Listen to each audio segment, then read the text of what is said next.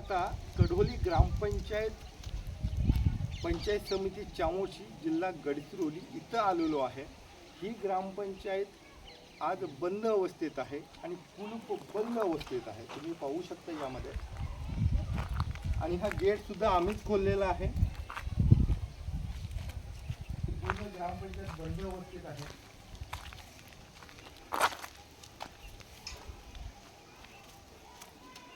आणि गावकऱ्याचं म्हणणं असं आहे की 4-5 दिवस झाले इथले ग्रामसेवक ग्रामपंचायतमध्ये आलेले नाही। ग्राम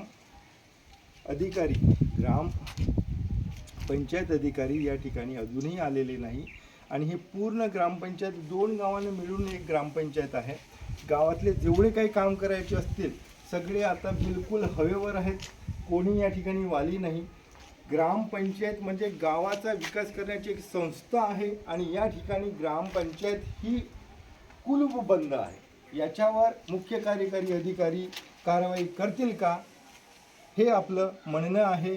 मी अजिंक्य महाराष्ट्र न्यूज मनोज उराडे, जिल्हा प्रतिनिधी, कॅमेरामॅन किशोर दुर्गेसोबत, गडचिरोली।